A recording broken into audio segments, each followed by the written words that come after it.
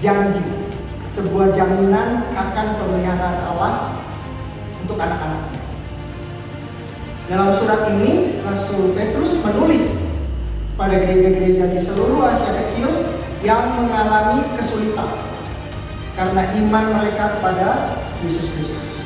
Jadi nggak usah heran kalau kita pun saat ini masih diberat. Karena apa? Iman kita.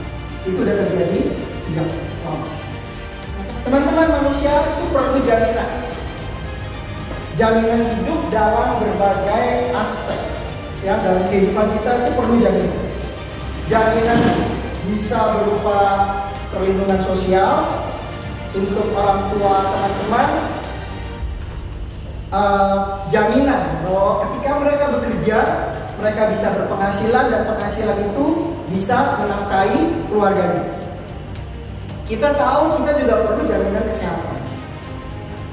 Teman-teman juga berpikir mengharapkan ada jaminan kalau saya bisa sekolah, saya bisa melanjutkan sekolah saya sampai ke perguruan tinggi. Benar nggak? Di sini siapa yang nggak mau cita-cita? SMU cukup tak? Ya. Tapi kita perlu jaminan itu, teman-teman. Ada lagi anak-anak muda sekarang yang mereka perlu jaminan tersedianya lapangan pekerjaan.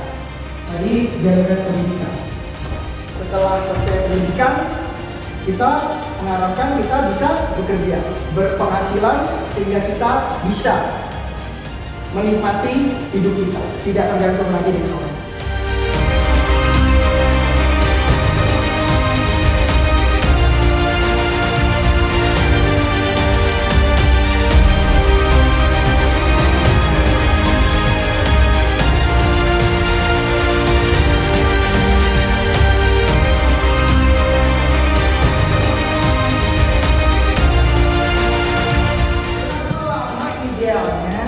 Seseorang melayani Tuhan Yesus sesuai dengan panggilan dan tanggung jawab.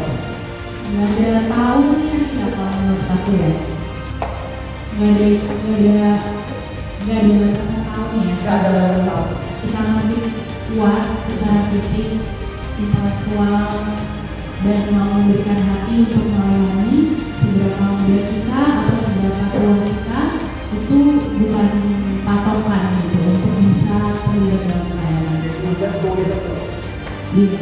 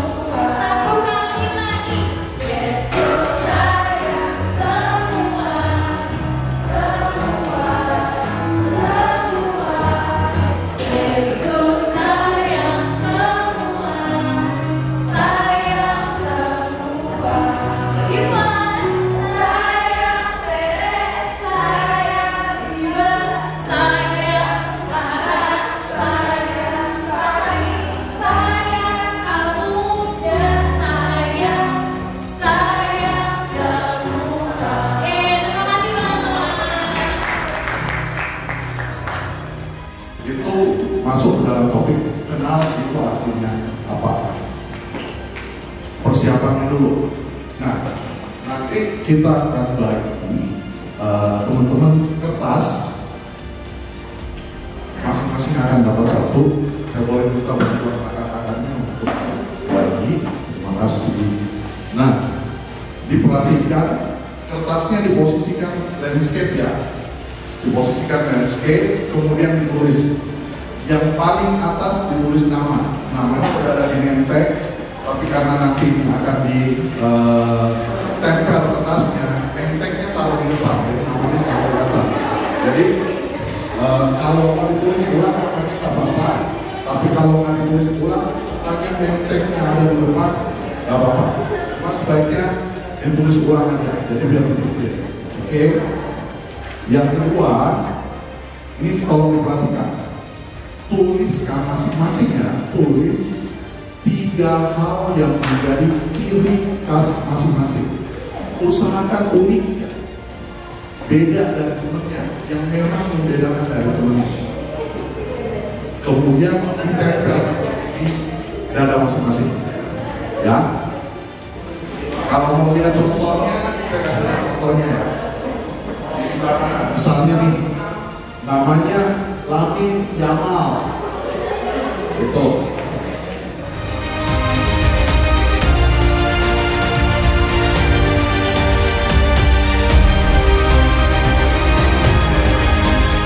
Allah itu omnipresent. Allah itu kehadirannya tidak terbatas di Allah. Allah itu omnipotent, Dia Maha Kuasa. Terakhir, Allah itu omnipresent. Ceritanya ini, ada satu anak kecil dengan papanya, berdua mereka jalan mau pergi main. Mereka masih kecil, kira-kira kayak usia anak saya pas itu. Dia jalan ke pantai, mau main pasir.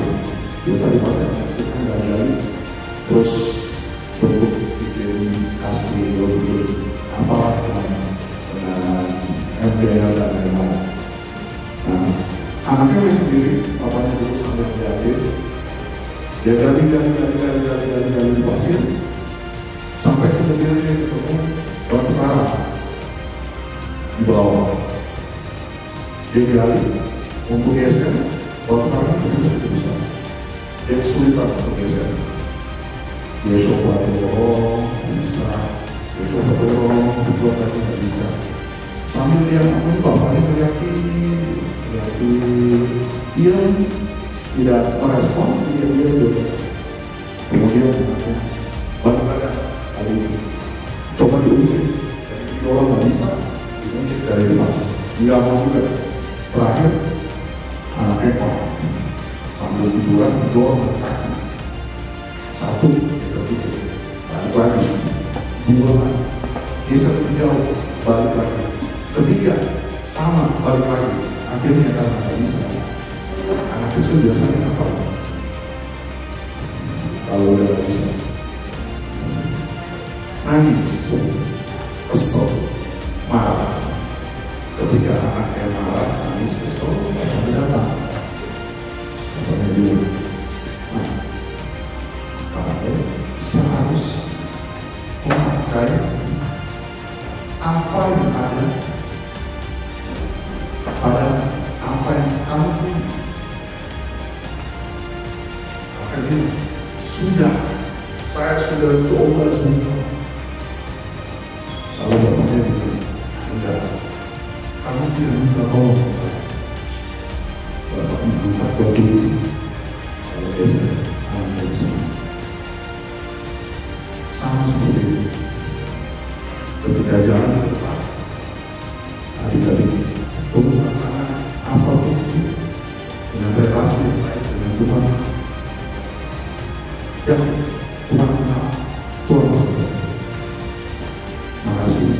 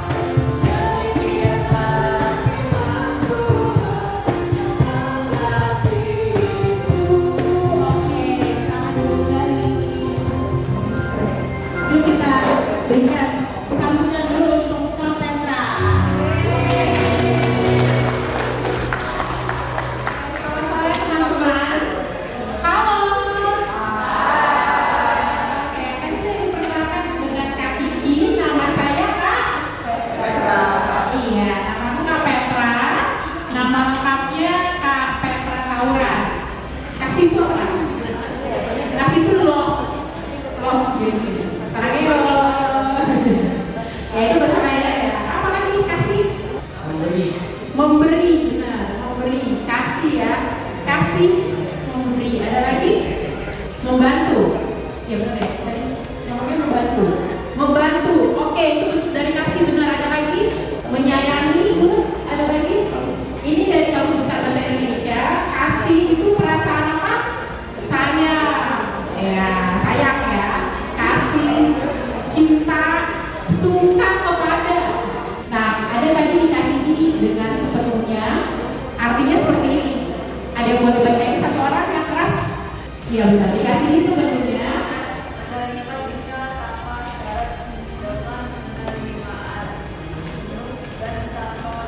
Iya, oke. Menerima cinta adik-adik tanpa syarat, dengan penerimaan penuh apapun yang terjadi sama orang itu, aku tetap menerima dia dan tanpa ragu, yakin.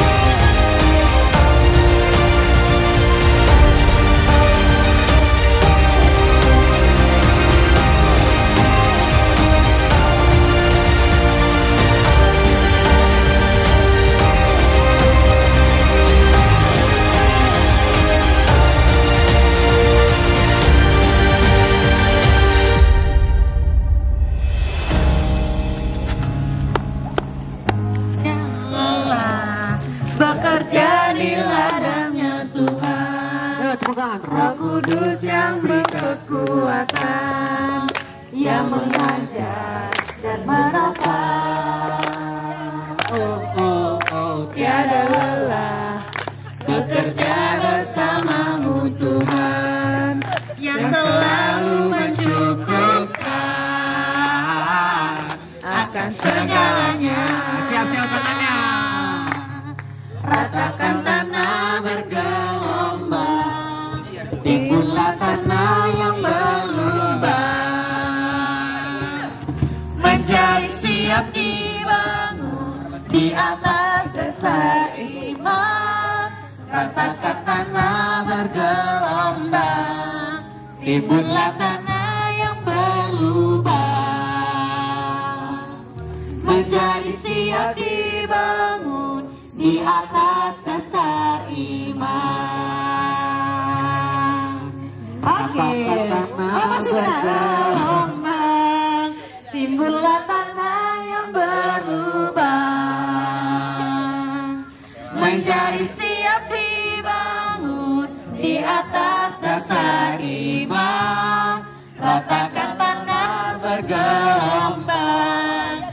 Timbunlah tanah berubah,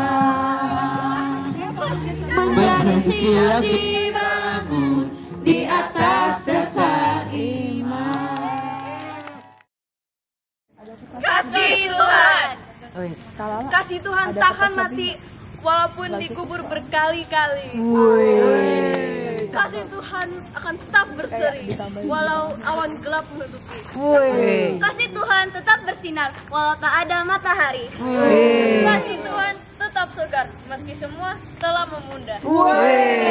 Kasih Tuhan tetap abadi meski semua telah berhenti. Tetap kembali meski semua telah pergi.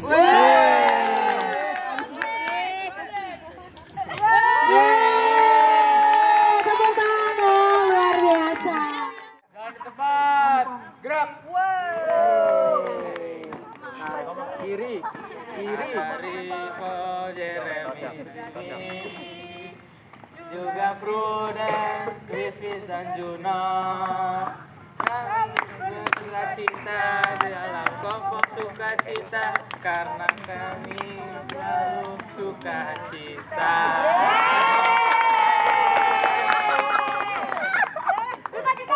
Sukacita selamanya.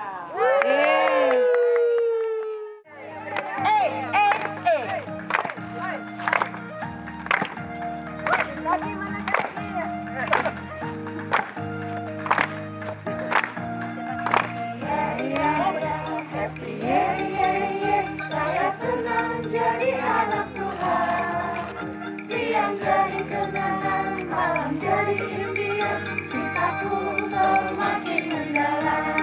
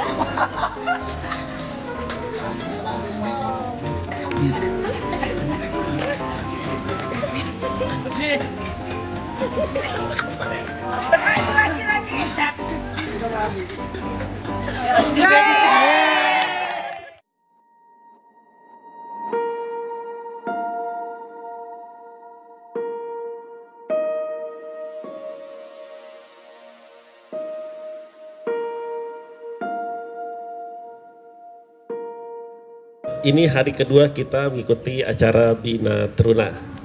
Ya, kalau kakak, ada 2 orang yang nyusul kemarin ya semalam ya. Jadi mungkin agak terlewat, kita akan flashback sedikit aja. Apa yang pertama kemarin? Materi pertama? Non, oke. Griffith kasih coklatnya. Non adalah? Ya Griffith lagi. Datar ini ya. Pengenalan, mengenal siapa sih? Diri sendiri dan Tuhan. Jadi Allah yang untuk kita sehingga Dia yang mengenal kita. Materi kedua, love. Oke, love itu tentang apa sih? Kasih dan mengasihi. Kalau kemarin kata Kak Petra itu dikasih sepenuhnya melalui Kristus. Aku punya sebuah cerita. Ada di sebuah gereja kecil di pinggir kota. Bukan OL ya. Ada seorang ibu tua yang setiap minggu datang paling pagi. Misalnya ibadahnya 6:30, dia datang sebelum presbiter.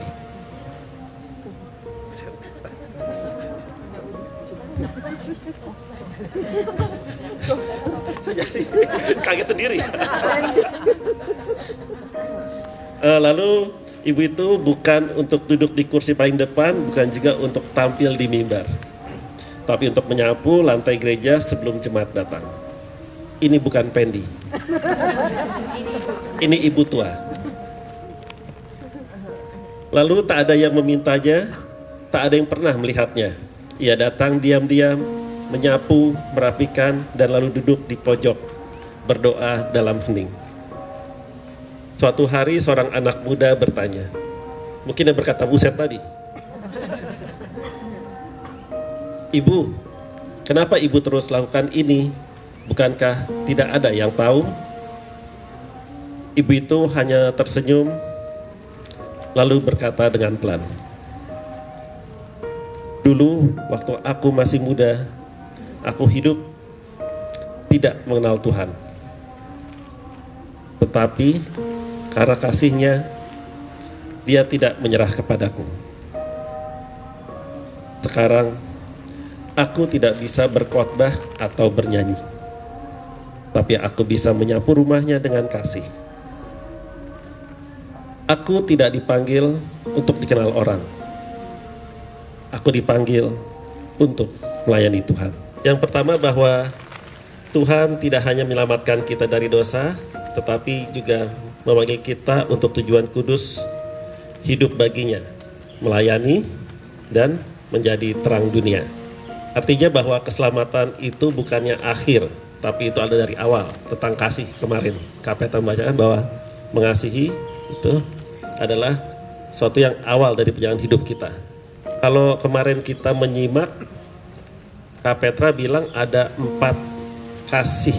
1 agape, 2 phileo, 3 storge, 4 eros. Yang pertama itu kasih kepada keluarga Allah.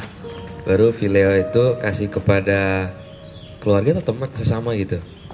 Sesama. Baru storge baru yang keluarga, eros itu yang katanya sih suami istri katanya. Oke, baik, terima kasih Jeremy. Bahwa Tuhan telah menyelamatkan kita dari dosa, yaitu karena dengan penuh kasih, sehingga kita harus mempertanggungjawabkannya melalui melayaninya. Setuju? Catat ya, melayaninya. 1. Kedua, yang pasti di 2 Timotius 1 ayat 9 ini sangat jelas, kita dipanggil bukan karena kita baik atau layak. Karena kasih karunia-Nya, Tuhan memilih dan memakai kita karena kasih-Nya, bukan karena kita sempurna. Ini tandanya kasih ini membebaskan kita dari rasa tidak layak. Karena yang memanggil adalah Tuhan yang penuh kasih dan kuasa. Kalau kita melihat kemarin tentang mengenal bahwa Allah mengenal kita dan kita juga sudah dikasihinya, pasti kita merasa layak dong akan diri kita. Karena yang memanggil adalah Tuhan yang penuh kasih dan kuasa. Jadi di sini ternyata Tuhan tidak memilih baik buruk, tingkah laku Tuhan memilih menurut Dia baik, atau Tuhan yakin bahwa orang ini bisa memilih menjadi pelayanku. Begitu juga dengan kita adik-adik dan siapapun juga kita yang ada di sini, bahwa ketika dipilih, lakukanlah yang terbaik buat Tuhan. Lalu yang ketiga, panggilan itu sudah ada sejak awal. Ini masih nyangkut tentang kisah Yeremia yang disebutkan yang telah dianugerahkan sebelum permulaan zaman Itu artinya Tuhan sudah punya rencana untuk hidup kita sejak lama, bahkan sebelum kita lahir. Kamu tidak hidup secara kebetulan, ada tujuan ilahi atas hidupmu. Kenapa saya bilang Yeremia tadi? Karena kata Tuhan apa? Saat dia menolak, semenjak engkau berada di dalam kandungan ibumu, aku telah mengenal dan memilih engkau. Jadi memang sudah diutus dari kandungan. Gitu juga dengan kita semua, bahwa kita sudah dipilih dan akan diutus seperti Yeremia. Kalau kita lihat dari yang pertama kita baca, dari kemarin known, love, sekarang call. Apa sih yang kita dapat semuanya itu pada pagi hari ini? Bahwa Tuhan pertama tidak melihat latar belakangmu, Tuhan mengenal engkau. Tuhan punya rencana dan panggilan khusus. Mungkin panggilanmu adalah menjadi pengajar, pelayan anak, pemusik, pendoa, atau penguat sesama. Penguat sesama ini maksudnya saling menguatkan ya. Ada orang yang pandai berbicara, ada orang yang tidak pandai, ada yang pandai bermain musik di sini. Tiba, dua, Doran, satu lagi, ada lagi. Quinel 3, Aurel 4. Wah luar biasa loh Kak Kiki. Kristi, iya betul. Kak Aldo dicatat teman-namanya ya. Itu bukan hanya sekedar main, adik-adik bisa, kembalikanlah kepada Tuhan. Dengan cara kita main dari permainan musik. Ada lagi nggak yang lain selain musik?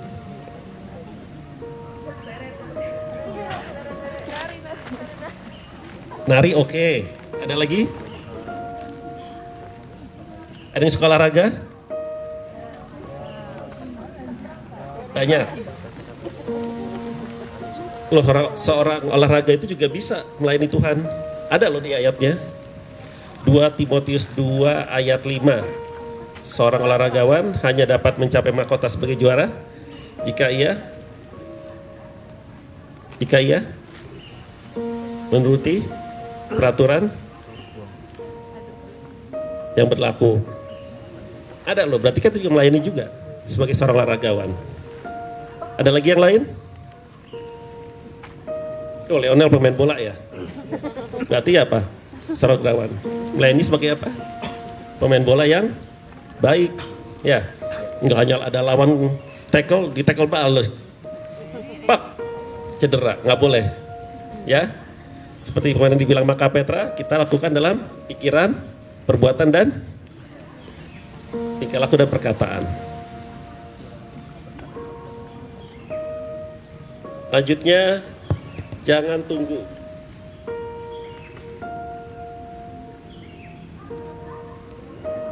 Jangan tunggu untuk mulai melayani. Kita belajar sama-sama dari kecil. Mungkin ada talenta sebagai pelayan tadi yang mau jadi pelayan anak atau kakak pelayan teruna. Dari dini kita belajar untuk melayani. Tuhan memakai yang bersedia, bukan yang sempurna. Ya. Tuhan tidak melihat fisik atau apapun, tapi Tuhan mau yang bersedia. Adik-adik teruna dan para kakak layan, kita di sini mau diajarkan bahwa Tuhan yang telah memanggil kita dan Dialah yang akan menjaga atau menyertai hidup kita. Bahkan ketika orang jahat mengintai, meremehkan atau menjatuhkan kita, dan yakinlah Tuhan tidak akan menyerahkan kita ke tangan musuh, asal kita hidup selaras dengan firman-Nya. Kita dipanggil bukan hanya untuk bertahan, tapi untuk tetap berjalan di jalan Tuhan dengan pengharapan bahwa pada akhirnya Tuhan sendiri akan meninggikan kita. Kalau begini berarti apa ya? Melayani totalitas? Ya enggak? Sekali kita bilang ya dengan segenap hatiku, kita berarti bersedia dengan segenap apapun yang diberikan Tuhan kepada kita. Akhir kata, adik-adik teruna dan kakak lain yang terkasih, kita telah terpanggil oleh kasih Tuhan Yesus Kristus. Maka dari itu, untuk menjaga keselarasan kita dengan Dia firman-Nya, kita belajar dari sekarang bahwa marilah kita berkumpul dengan orang yang selalu membicarakan bagaimana mendekatkan diri dengan Tuhan dan membicarakan bagaimana kita dapat menyongsong masa depan, bukan membicarakan keburukan atau aib orang lain. Amin.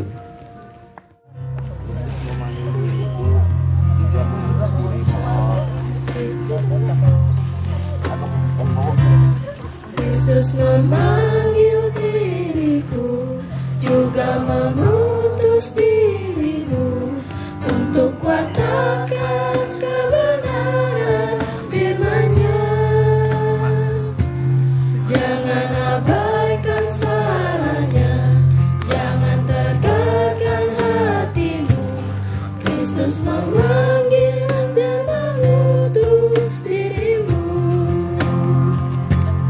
Dia memanggil, Dia mengutus, Dia membimbing dan bersertamu selamanya.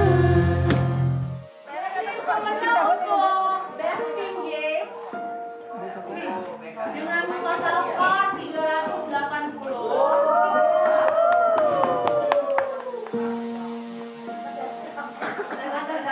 Pokoknya kalau senang tuh dapat skor 100. Oke, best team game dengan skor 380 diraih oleh coba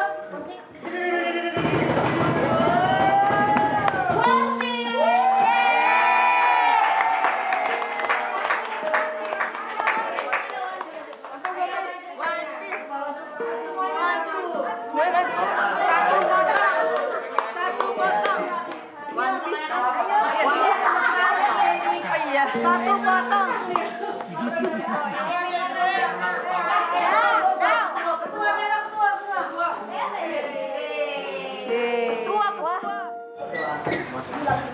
Ya Bapak yang di surga, Engkau sungguh baik dan teramat baik. Terima kasih untuk 2 hari ini Engkau sudah menyertai kami dalam kegiatan Bina Teruna 2025 ini. Ya Bapak, dan terima kasih juga puji Tuhan karena senyum manis terpancar dari adik-adik, sukacita dan juga kakak-kakak yang melayani. Boleh semua bersama bersehati ya Bapak untuk di acara 2 hari ini. Dan juga kami berterima kasih untuk pemateri dan juga pembicara yang sudah menyampaikan firman-Nya. Biarlah Bapak bekal ini boleh menjadi kekuatan bagi adik-adik layan untuk mereka menjalankan dalam keseharian, dan biarlah mereka menjadi masa depan bangsa yang baik dan selalu sayang pada Tuhan. Inilah kami ya Bapak, masing-masing kami akan menuju ke rumah kami masing-masing.